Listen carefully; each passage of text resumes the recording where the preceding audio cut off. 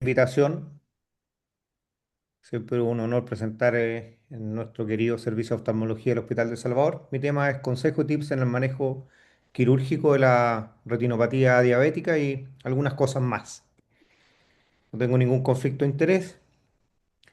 Primero que todo, a modo de introducción, la diabetes, por lo menos 12% de la población mundial tiene diabetes y eso se supone que también va a aumentar en el tiempo por el aumento de la expectativa de vida y también muchas veces baja en la calidad alimentaria y la nutrición.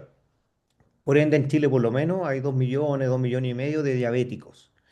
En distintos trabajos, algunos realizados en Chile por el profesor Verdaguer, que en paz descanse, y en otros trabajos de otros lugares, se presume que por lo menos 30% de los pacientes tienen retinopatía diabética. Por lo menos tenemos a lo menos 700.000 personas que viven en Chile que tienen la enfermedad. 10% va a tener amenaza visual, un riesgo de baja visión severa o eventualmente ceguera. Por lo menos son 100.000 pacientes, yo creo que es como el piso a nivel nacional. Es la tercera causa más frecuente de ceguera en el mundo, es aproximadamente el 5%, y lo importante que muchas veces, sin cortar la hemorragia vítea, pero el daño en la retina tiende a ser irreversible. Es un problema de salud pública. También entender y comentarle a los residentes y que también nosotros le tenemos que explicar al paciente que la agudeza visual no es un parámetro para medir gravedad. Hay pacientes que literalmente pueden tener una bomba de tiempo que les va a bajar bruscamente la visión y tienen visión de 100%, de uno. Me gustaría también comentar la garantía GES, garantía explícita en salud. La retinopatía diabética es la enfermedad número 31 dentro del GES. Eh, Creo, y ahí lo voy a comentar después, el GES genera un antes y un después, particularmente la retinopatía diabética.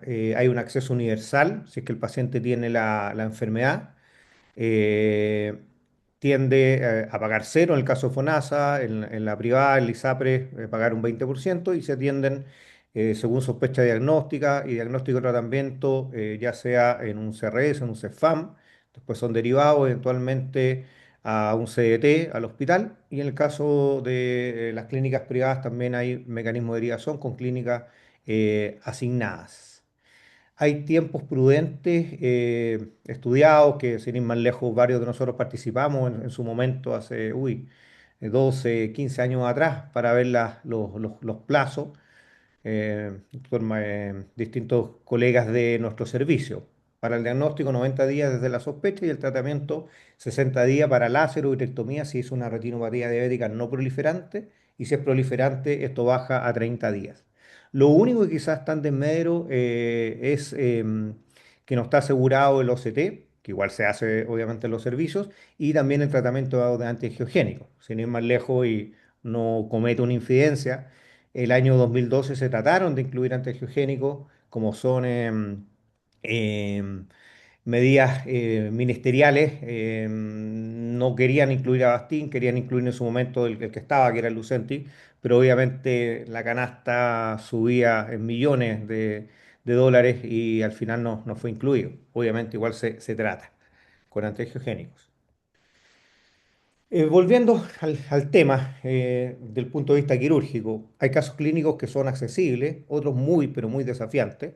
Como siempre le comento a los fellows, yo creo que los casos más difíciles de retina son algunos de trauma ocular, algunos de mácula, redesprendimiento de retina y algunos pacientes diabéticos. No hay rival chico. ¿Cuáles son las indicaciones para hacer vitrectomía de cirugía de retina? Según el DBRS, hemorragia vítrea persistente o recurrente, un desprendimiento de retina traccional con compromiso o riesgo inminente de la mácula, un desprendimiento de retina traccional y reumatógeno, van a decir mixto o combinado, o una progresión agresiva de la retinopatía diabética proliferante no controlada ni con panfotocoagulación ni con antiangiogénicos. Muchas veces ocurre. Y muchas veces, sin ir más lejos lo comentaban, cuando venían nuestros profesores de Londres ahí, hasta en San Pedro de Atacama, hace 8 o 10 años, que uno puede hacer todo el láser, pero si no se elimina el andamiaje, la tracción, el paciente va a seguir sangrando. Concepto importante. Primero, entender que cada caso es particular. Obviamente tenemos criterios generales. Partir la base, el control metabólico, tiempo de la diabetes, uso de insulina, hipertensión arterial, tratamientos previos. si tiene antecedentes o no de panfotocoagulación, es muy importante, ver si es recurrente la hemorragia vítrea o no, cómo está el ojo contralateral, la panfotocoagulación se hizo completa o no, y también la duración de la hemorragia vítrea. Muy importante el examen desde el punto de vista clínico, médico, legal, la agudeza visual, descartar rubiosis, si tiene catarata, defecto pupilar aferente relativo. Imprescindible un buen examen de lámpara de hendidura, pensar en diagnósticos diferenciales, que lo vamos a ver más adelante, ver si el paciente tiene DVP o no.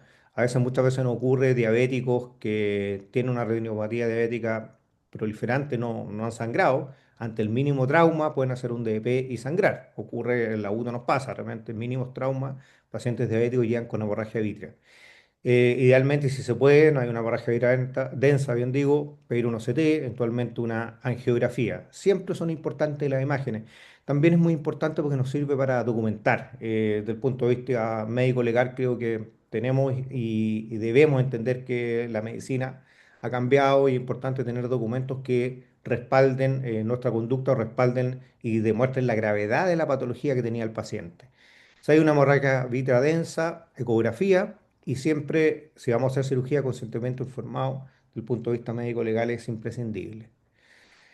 En relación a la vitrectomía, el momento, hay que buscar un equilibrio. Antes, normalmente los diabéticos tipo 1 se esperaban 3 meses, diabéticos tipo 2 6 meses. Todo esto con las nuevas técnicas quirúrgicas ha bajado. Pero tampoco es una cirugía de hemorragia vítrea y cirugía inmediata. No es así. Hay que tener tiempo y plazos prudentes que han disminuido en relación a los 3 6 meses respectivamente. Pero no es una cirugía que hay que hacer ese día en la noche. Obviamente se apuran los tratamientos si es que el paciente es ojo único, se tiende a hacer una cirugía más rápido y también si tiene panfotocoagulación previa, uno tiende a quedarse un poco más tranquilo porque a diferencia de que no tenga láser, ahí se puede desatar mucho más gravemente la enfermedad. Otro disyuntiva, acá obviamente cada maestrillo con su librillo. Yo en general solo opero la FACO cuando el paciente tiene la catarata y no se logra ver, ¿de acuerdo? Si se logra ver y se puede hacer la vitrectomía, prefiero hacerlo en un segundo tiempo. ¿Por qué? Mayor tiempo quirúrgico, mayor inflamación, también a veces es más difícil el cálculo de lente. Y el pro de una cirugía en un momento, obviamente que es solo un procedimiento más agradable para el paciente, más cómodo, entre comillas, y también pensar el punto de vista de salud pública. Pero en general yo tiendo a esperar la cirugía catarata, a no ser que no se vea nada por la catarata.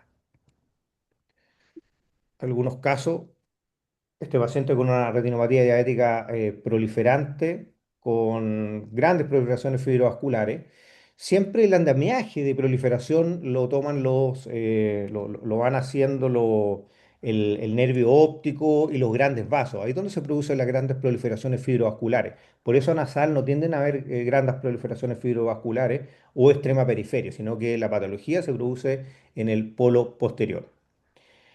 En el caso de la ectomía por hemorragia vítrea persistente, es muy importante desarticular este andamiaje, esta tracción, separar el vidrio anterior y posterior. Nunca dejar pasar la oportunidad, obviamente, de hacer un láser completo y eventualmente tratar la membrana peritinal o la hialoides engrosada. Estar atento a pacientes que no han tenido nada de láser, muchas veces con panfotocoagulación completa, pueden producir desprendimientos coroides inflamatorios. Y pensar también muchas veces resangrado, sobre todo en pacientes que están en diálisis.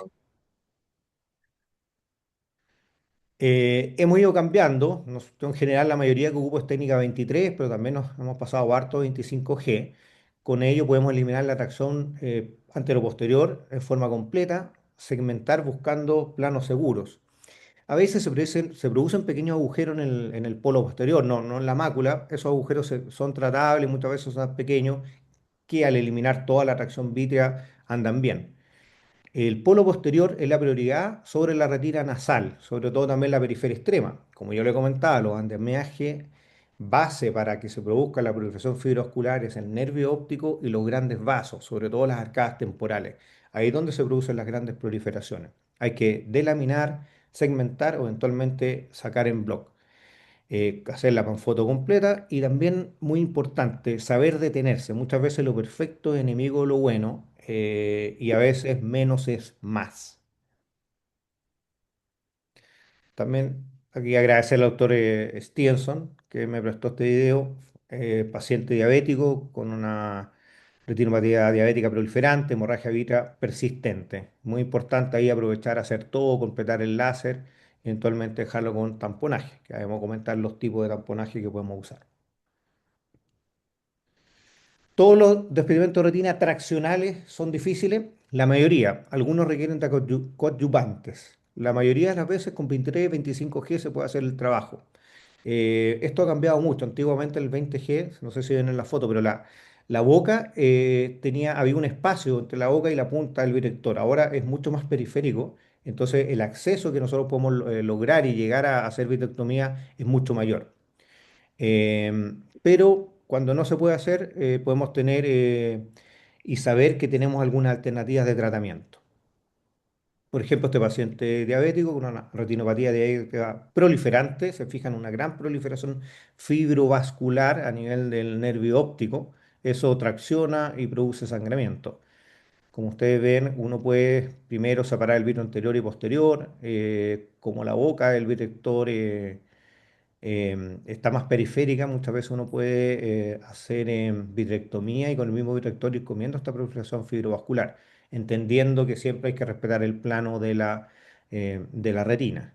Y muy importante también separar, es como dividir, como la FACO de dividir y conquistar, y en distintos conceptos, acá es lo mismo, separar los distintos penachos de proliferaciones fibrovasculares también muchas veces dan ganas de sacar todo y ahí uno tiene que saber detenerse, porque muchas veces uno puede por hacer algún agujero o inducir algún sangramiento que va a hacer más difícil la cirugía.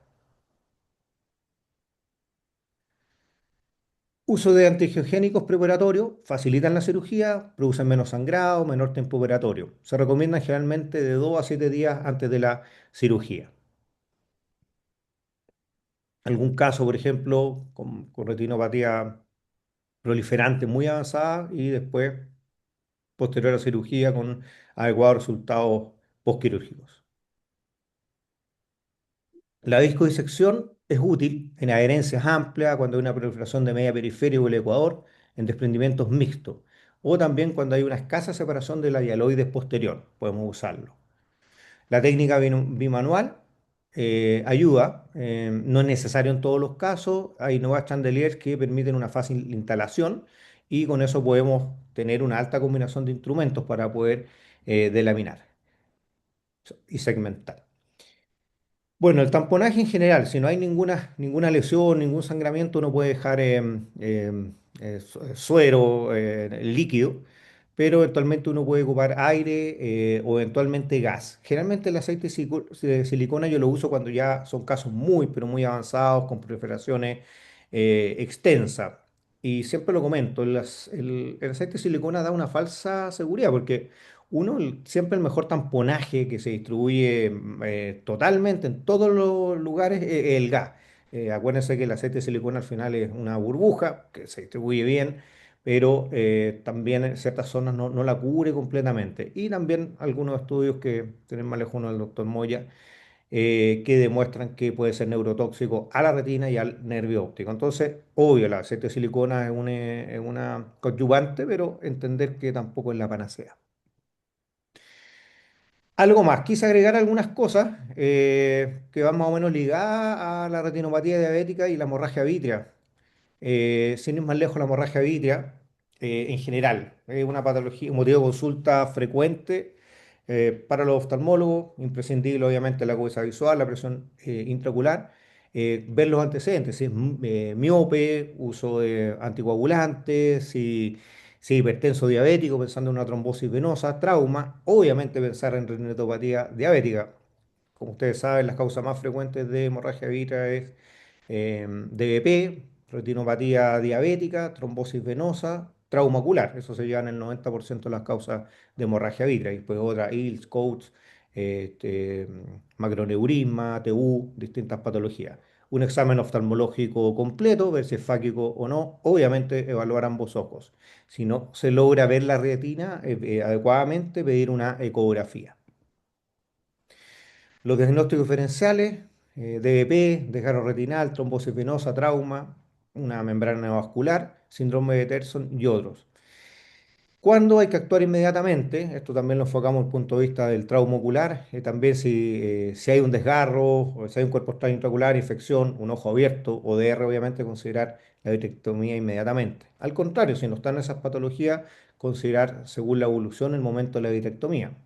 Como les dije, acuérdense, los diabéticos tenemos plazos, se han disminuido en relación a las recomendaciones de algunos años atrás, pero tampoco es inmediata.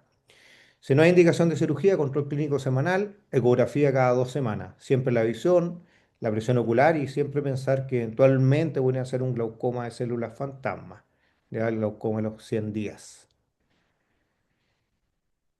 Eso en relación a hemorragia vítrea. También me quise adherir a que la retinopatía diabética es una patología GES. Em, Nosotros en oftalmología tenemos varias patologías en el GES. La catarata con agudeza visual menor de 0,3, el desprendimiento de retina regmatógeno, la retinopatía del prematuro, los vicios de refracción en mayores de 65 años, el estrabismo en menores de 9 años, el trauma ocular grave, que lo vemos harto en la UTO, y en la retinopatía diabética, que ya lo hemos conversado. La oftalmología es de una, si no la especialidad que tiene más patologías GES. Si uno reúne a medicina interna, obviamente medicina tiene más, pero si uno lo separa por subespecialidades, somos de las que tenemos más. Los acrónimos son GES, Garantía Explícita en Salud, y el AUGE, que así se nombró al principio, Acceso Universal de Garantía Explícita en Salud. Tiene más o menos 20 años de implementación el GES.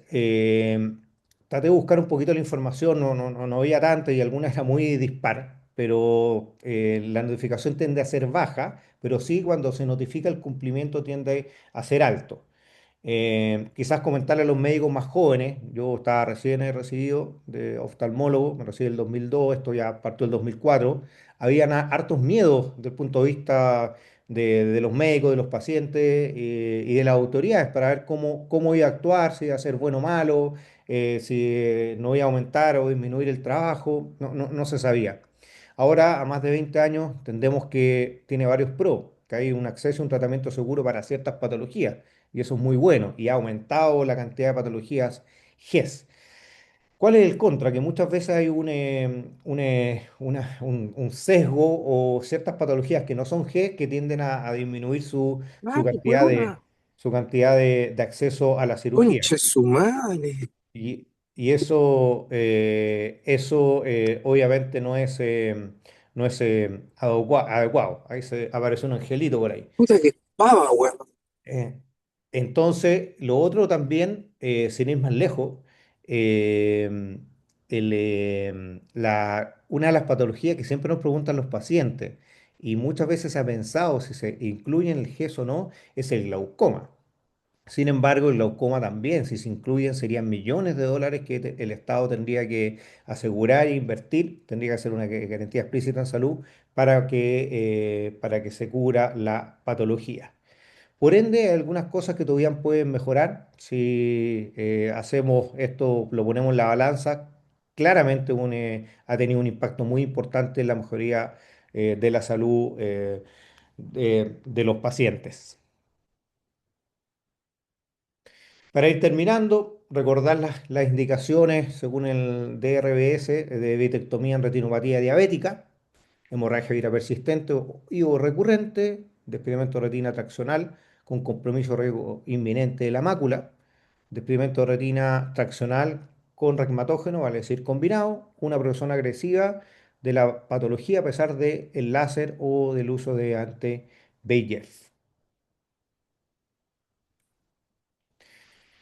Entender, y para concluir, que la diabetes y la retinopatía diabética es un problema de salud pública mundial. La retinopatía diabética es una causa importante de ceguera. Es muy importante e imprescindible el trabajo en equipo, control metabólico y sistémico entre el oftalmólogo, el nutriólogo y el internista. Y obviamente el paciente y su familia tienen que poner mucho de su parte. ¿Cuáles son las alternativas? Panfotocoagulación, antihigiénico, cirugía de vitro retinal. Muy importante también, y quizás se me ocurra ahora, creo que también las plataformas digitales como DART. y otras plataformas digitales que tenemos acceso ayudan, no solamente para la gente de las zonas más extremas de nuestro país, sino que también para ampliar la cobertura del fondo de ojo que es imprescindible. Los casos quirúrgicos son desafiantes, tenemos que ocupar todo el arsenal terapéutico, pero también tenemos que saber cuándo detenernos. Lo perfecto enemigo de lo bueno y menos es más. Por último, no olvidar las otras causas de hemorragia vítrea, porque los diabéticos también pueden tener DVP y pueden tener otras enfermedades. Y el GES o el auge, con muchos miedos al inicio, claramente produjo un antes y un después. Y es muy importante evaluar los resultados a través del tiempo, de modo tal de ir mejorando esta prestación. Muchas gracias.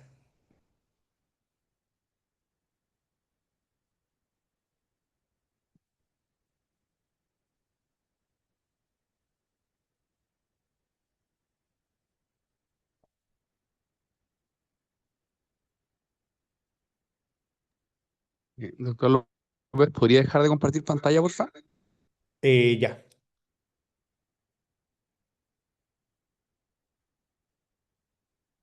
ahí. Perfecto, gracias. No, buena.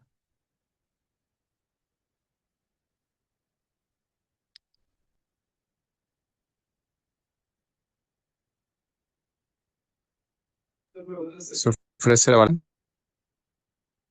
¿Te ofrece la palabra algún comentario o alguna pregunta?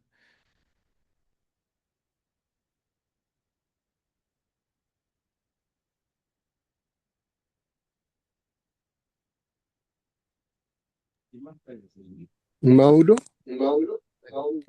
Profe Morales, ¿cómo un está? gusto de Buen escuchar, día, buenos días. un gusto escuchar tu presentación muy, muy ordenada, muy clara, muy con sentido social en el sentido de que esta es una patología prevalente. Y es prevalente y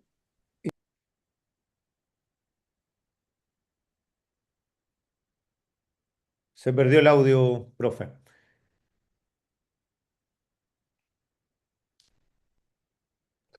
sí, no sé por qué se me apagó el audio. Pues Ahí ya, sí, ahora sí. Se escucha muy bien ahora. estaba diciendo de que es muy, muy bien seleccionado el tema porque la Gracias. retinopatía diabética es un tema no solamente prevalente, sino que en crecimiento.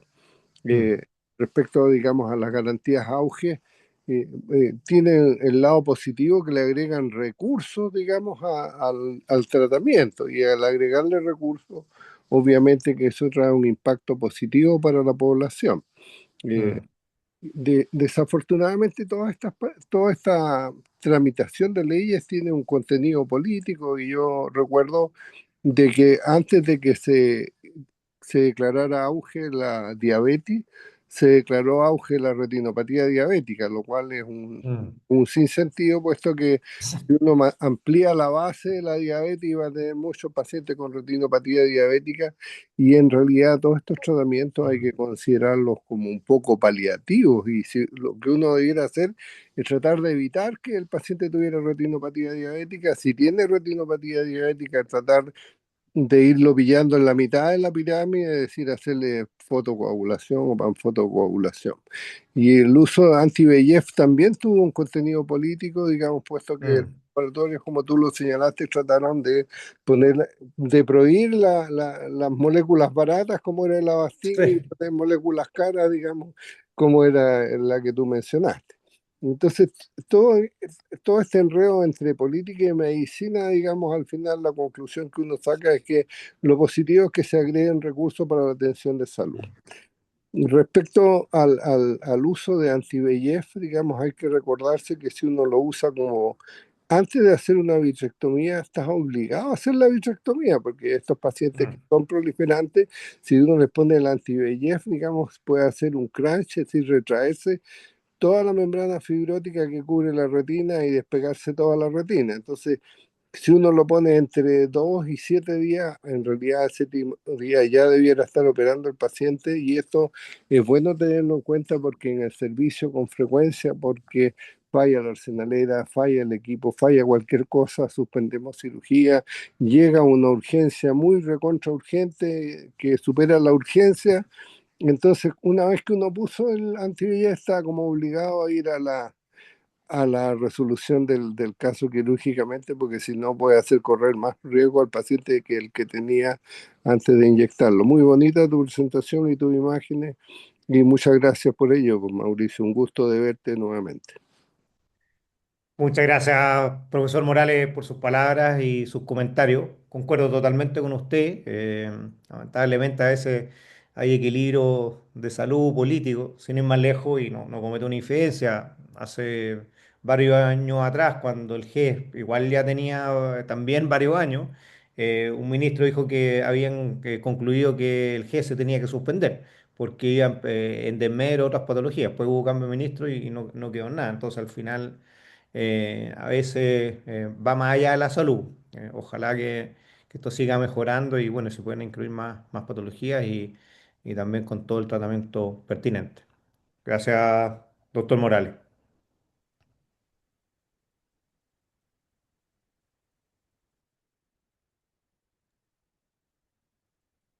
¿No? Muchas gracias, Mauro, por el... De nada, por el contrario, un honor. Muy ordenado.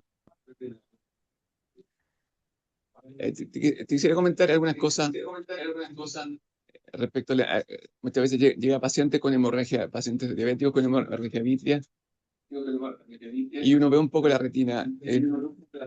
Qué desagradable. Sí. No, pero te escucho bien, Pancho, sí con eco, pero se escucha. ¿Ya? Y uno ve la retina un poco. Ahí en ese caso estamos distantes de la vitrectomía. ¿Podemos empezar a hacer láser, un panfotocolar por mientras? Buena pregunta, sí. No me acuerdo que era un profesor, Bueno, Alejandro Cid, nos decía. Esto era igual que como lo hacen líquido. los Países Bajos u Holanda, ganarle terreno al mar. Acá yo creo que si se ve un poco, esa zona hay que hacerle láser y a medida que uno hace pan fotocoagulación deberá ir bajando la hemorragia vítrica. En general se va a ser la zona superior, así que sí, la respuesta es sí. Al contrario, también, como también lo vamos a ver con los becados, cuando uno parte una panfotocoagulación al paciente diabético, ojalá partir siempre la zona inferior por si llegara a sangrar, saber que ya por lo menos está tratada. Pero sí, hay que hacer panfotocoagulación aunque se vea poco. Lo mismo que de repente un paciente que uno indica la directomía, que se va a demorar un poquito, también si se puede hacer un poco de panfotocoagulación antes, hacerla. Mauro, Profe, perdón que acapare un poco, pero como es no, al contrario, por tan favor. interesante, digamos, una de las cosas que tú dijiste y con las cuales yo concuerdo es respetar el cristalino. Eso Mm, basado en dos cosas. Uno, que si uno está obligado, porque en realidad el aceite de silicona uno a veces lo pone obligado y tal sí, como tú dijiste, es una falsa seguridad. Pero cuando uno pone aceite de silicona y no tiene cristalino, siempre el lleno es insuficiente y queda un menisco inferior. Y cuando mm, tú tienes cristalino, llenas todo el ojo y no te preocupas de pasar a la cámara anterior. Y la segunda cosa es que cuando uno saca el cristal, bueno. con mucha frecuencia, digamos, todos los VEGF pasan a cámara anterior y los pacientes después de la cirugía presentan un desencadenamiento de rubiosis y de compromiso del segmento anterior por haber sacado el cristalino, aunque uno le ponga lente intraocular o le ponga lo que ponga, Mm, de alguna manera se afecta el diafragma, digamos, que impedía que el VEGF pasara a cámara anterior. Eso perfecto, sí. Gracias por el aporte, doctor Morales, toda la razón. Gracias.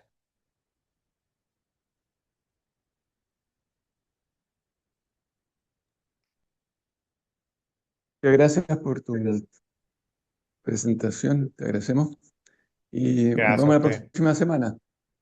Perfecto. Buena semana a todos. Abrazo. ¿Y cómo habrá llegado el doctor Donoso? ¿Llegó bien? Algo pasó, algo pasó. gracias, muchas gracias. Chao, estén bien. Chao. Chao.